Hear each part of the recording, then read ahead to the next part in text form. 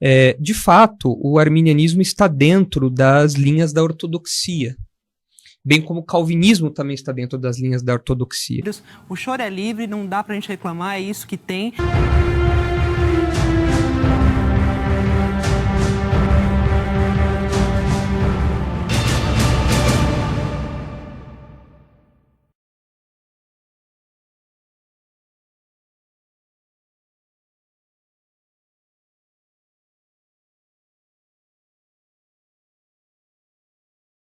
Contrariando as palavras do pastor Nicholas, o que diz a história da igreja.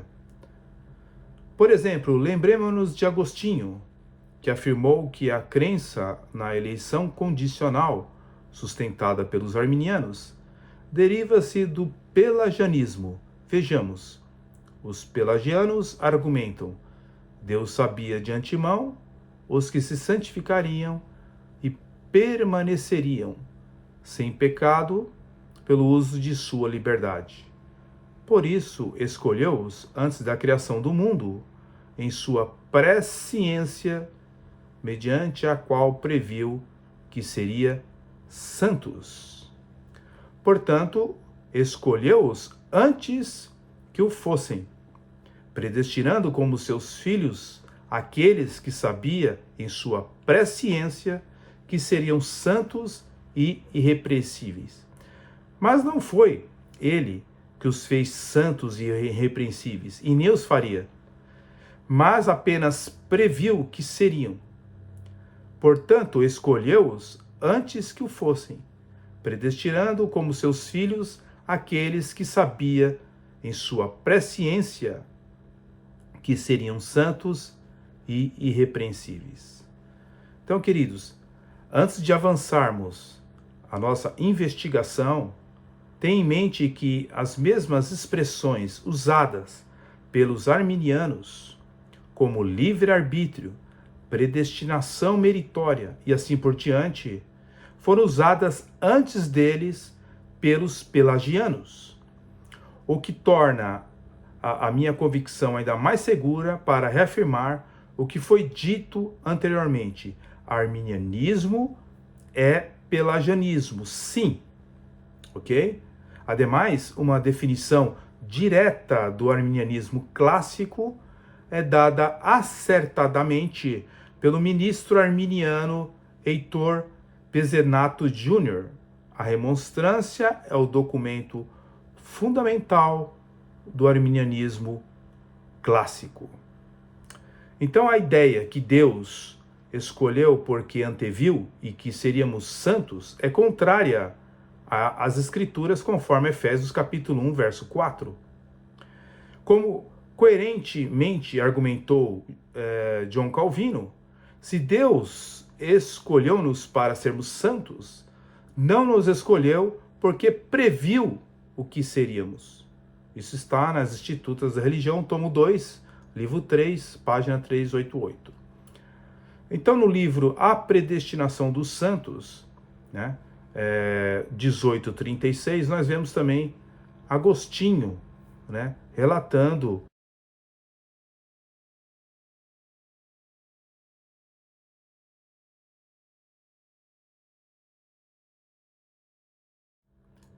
Senhores e senhoras, a remonstrância foi um documento que os seguidores de Jacó Arminius, daí vindo o nome arminianismo, apresentaram em 1610, na tentativa de provar que a igreja estava errada no tocante à soterologia. Grosso modo, remonstrância seria contestação, protesto. Curiosamente, Armínio vem na mesma esteira dos seguidores de Pelágio, quando em seu discurso ele diz: os meus próprios pontos de vista a respeito da predestinação, diz Jacó Arminius, Deus decretou salvar e condenar certas pessoas em particular. Este decreto tem o seu embasamento na presciência de Deus, pela qual ele sabe desde toda a eternidade que tais indivíduos, por meio de sua graça preventiva, creriam ou por sua graça subsequente perseverariam. De acordo com a administração previamente descrita dos meios que são adequados e apropriados à conversão e à fé, do mesmo modo, pela sua presciência, ele conhecia aqueles que não creriam, mas perseverariam. Isso está no livro em português As Obras de Armínio, volume 1, página 227. Então, o jovem pastor Nicholas achou um ponto de dificuldade nos cânones de Dort. Ele já quer praticamente então endeusar o arminianismo como se fosse uma doutrina ortodoxa e saudável. Isto é uma vergonha para ele que estuda grego e provavelmente hebraico e esquece a história da igreja e o que a Bíblia diz sobre os arminianos.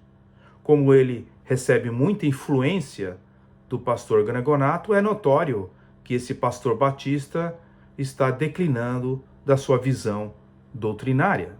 Em tudo isso, senhores e senhoras, é que quando o pastor Marcos Gregonato ia para os programas do Vejam Só, que eram programas de debate, onde ele ficou conhecido pelos inúmeros vídeos que foram publicados pela internet, ele vem descendo a ladeira no que concernente o arminianismo, ao explicar o arminianismo, tá?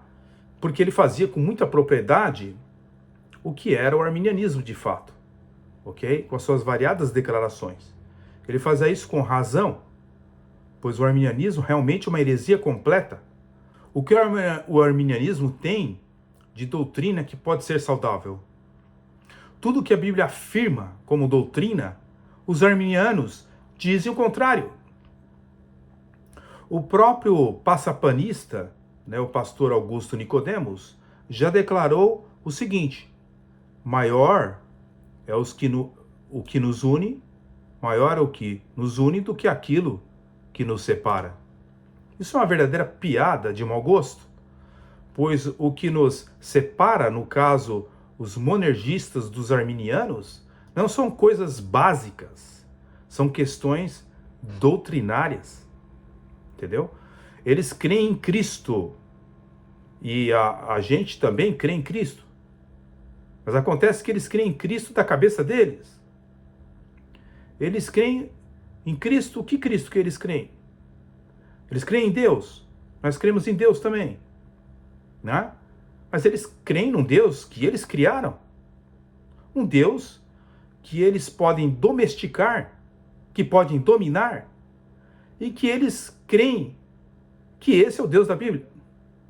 Então, não existe aquela ideia, maior aquilo que nos une do que aquilo que nos separa. Pois o que nos separam são conceitos doutrinários. Então as palavras do pastor presbiteriano Augusto Nicodemos diz coisas sem sentido, assim como o pastor Marcos Gregonato. E a nossa causa, que é o foco deste vídeo aqui, o pastor Nicholas. O pastor Marcos Gregonato desconstruía por completo os oponentes e defensores do arminianismo, com aquele monte de baboseiras que eles falavam nos seus debates. Mas o que vemos hoje? Um Gregonato totalmente diferente do Gregonato de 10 anos atrás, muito diferente. Ele está quase defendendo o pentecostalismo. Somos todos irmãos. A Bíblia nos instrui a ter uma forma de pensar. Quando o apóstolo Paulo escreve em sua carta, em 1 Coríntios capítulo 1, verso 10, ele diz: rogo-vos, porém, irmãos, em nome do Senhor Jesus Cristo, que digais todas uma mesma coisa, e que não haja entre vós dissensões. Antes sejais unidos em um mesmo pensamento e um mesmo parecer. O monergista pensa totalmente oposto, do arminiano. Não que ele tenha uma visão paralela, como disse o Nicholas, olha, nós somos aí tudo ortodoxos e tal. Não, é uma visão totalmente contrária. A Bíblia diz que os homens estão mortos em delitos e pecados. O arminiano diz o contrário. Ele está meio morto. afirma que ele pode responder ao Evangelho, né? Ou seja, ele está semi-morto.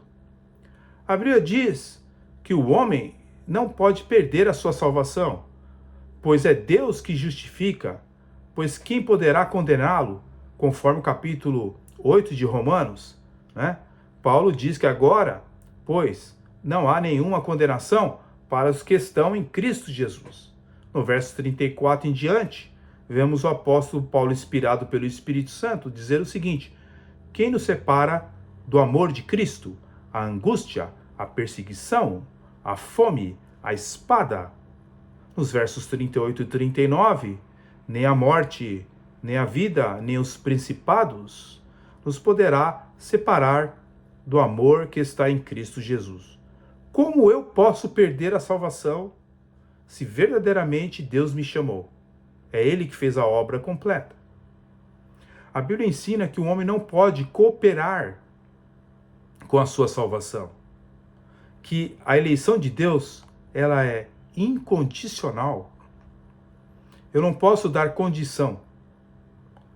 Já o arminianismo ensina que o que nós realizamos e nós condicionamos a nossa salvação, aceitando ou não esta salvação. A Bíblia ensina que Jesus morreu pela igreja, pelo seu povo e pelos seus eleitos. Já o arminianismo, ele ensina que Jesus morreu por todas as pessoas da face da terra. A Bíblia ensina que não se pode resistir à vontade de Deus. Quando ele quer chamar alguém, ele convence este alguém e leva este alguém a essa pessoa e a coloca num lugar seguro. Ele convence este alguém e leva este alguém a essa pessoa colocada em um lugar seguro para que não saia mais. Já no arminianismo, diz que uma pessoa pode resistir ao chamado de Deus se ele quiser. Meu querido, isso é uma blasfêmia. Então, não é que os arminianos destoam um pouco da verdade. Eles simplesmente compreendem o contrário do que a Bíblia ensina. Então, como é que o que nos une é maior do que aquilo que nos separa? O que nos separa não é algo pequeno. São questões doutrinárias. O que acontece é que já existe no Brasil e pelo mundo muitos calvinistas nutelinhas, meia boca, que declinou e está declinando e quem sabe logo logo se tornam arminianos, né? Veja o caso, por exemplo, do pastor Hernanes Dias Lopes, que embora a igreja dele seja uma IPB, uma igreja presbiteriana do Brasil, mas ele é praticamente um arminiano. Ele defende os dons de cura, dom de línguas e de profecia. Ele entende que esses três dons funcionam hoje, como funcionava no primeiro século. E já tem teólogo reformado que acredita nessas coisas.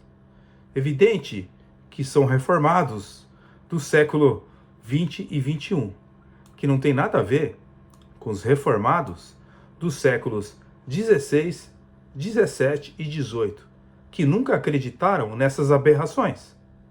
É por isso que o calvinismo de nossos dias é um completo desastre teológico no Brasil. Mas, do mesmo modo que o calvinismo das terras tupiniquins seja desastroso,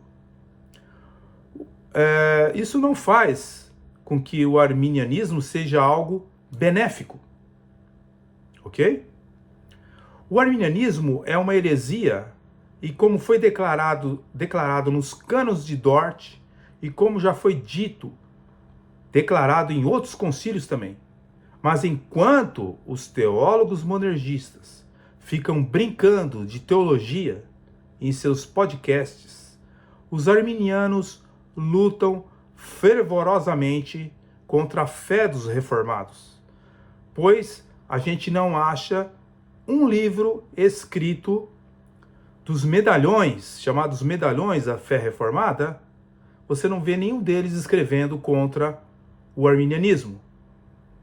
Com raras exceções, como é o caso, por exemplo, no Recife, do lançamento do livro Arminianismo Proscrito, um livro de mais de 600 páginas, que é algo devastador para o arminianismo. Mas nos Estados Unidos, as coisas são bem diferentes das terras tupiniquins, ok? Aqui nos Estados Unidos, nós temos vários pastores escrevendo contra o arminianismo, ok? Você tem respostas a livros arminianos, como aquele livro lá de Jerry Walls, Porque Não Sou Calvinista, Porque Não Sou Arminiano. Livros recentes. Você tem a Liberdade do Oleiro, pastor batista, reformado aqui dos Estados Unidos, James Wright. Olha só que bitela. Entendeu? Mas o problema dos teólogos reformados do Brasil é achar que estão vivendo uma era maravilhosa de união e daqui a pouco até os católicos podem se unir nessa grande união. É que, mesmo na década de 50 e de 60, já existiam aqui nos Estados Unidos reformados combatendo as heresias e até o próprio arminianismo. John Gilstering, você tem aqui um livro da década de 1960, um reformado que já combatia as seitas, teosofia, liberalismo, mormonismo, Testemunho de Jeová. E já existiam essas pessoas combatendo, assim como nos tempos antigos nós tínhamos reformados, né, a anatomia do arminianismo, que combatiam o arminianismo. Aqui nos Estados Unidos, muitos pastores, como esse livro de 2010, tá? Ele é um livro que é Lutando pela Fé, tá? De um falecido pastor aqui dos Estados Unidos, que também comenta sobre o arminianismo, né? Temos Paul Hellman escrevendo maravilhosos livros explicando que o livre-arbítrio se trata de uma fraude, ok? Bem, eu acredito que livros como este aqui não têm valor para esses pastores do Brasil. Eles devem estar jogando no lixo, porque para eles parece que não tem importância nenhuma. Enquanto isso, senhores e senhoras, os arminianos estão combatendo grandemente e ferozmente a teologia reformada. Nos Estados Unidos continuam, assim como no Brasil, pessoas escrevendo contra o calvinismo, certo? Livros bem volumosos, como este aqui, por exemplo, né? Desespero de Calvino, certo? No Brasil temos imensas obras, variadas obras, como Cristianismo Falsificado, né? Chamando, inclusive, o Deus da teologia reformada de um Deus falso. E volumosas obras dessa aqui, de David Hahn, né? Que amor é este? Mas parece-me que eles não estão muito preocupados com essas coisas. Eles preferem chamar o arminianismo de uma teologia aceitável. É bem complicada a situação dos teólogos reformados brasileiros. O problema principal está no fato desses atuais teólogos monergistas acharem que a soteriologia é um assunto secundário. Mas no próximo vídeo nós iremos provar de que isto é uma lenda, é uma falácia teológica. A doutrina soteriológica, ela faz parte de doutrinas primárias, ok? Fiquem na paz, até o próximo vídeo. Deus abençoe a todos. Amém.